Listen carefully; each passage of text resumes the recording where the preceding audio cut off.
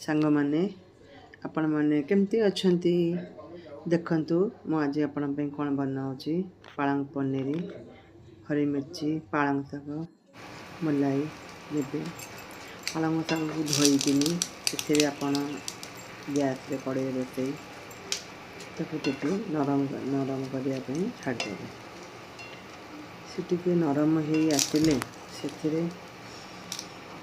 ताको बाहर को काढ़ी देबे ताको ग्राइंडिंग करी गोटे अलग पात्र रखिबे कड़ई नेबे सेथिरे गोटे चम्मच घी देसी घी पकेबे सेथिरे हमर खड़ा मसाला जैसे तेजपत्ता दालचीनी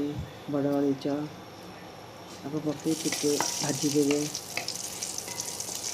तापर प्याज रसुण अदा कंचा लंका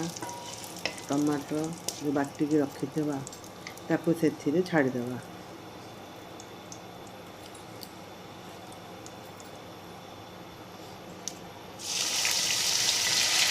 मसलाटा भल कि कषिया को छाड़ी देबा मसलाटा कषि हो गले सेथिरे आमे लंका गुंड अल्प आधा चम्मच हल्दी गुंड हाफ टी स्पून लूण पकई भल से गोल देगा मसला को कषिया 5-7 मिनट छाड़ देगा कषि हो सारा पर गोटे किचन किंग पकेबे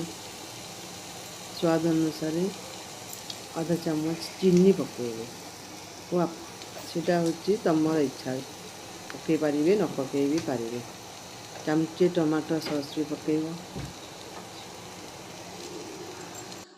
ताको फुटिया पाई छाड़ देबे ता धीरे पेस्ट कर दिथिबा पालंग को छाड़ी टिके कषि देबे तापर सेथिरे पनीर पकेबे यदि आपन बार क्रीम थिबो 2 चम्मच क्रीम पकई तो भल से गोलई देबे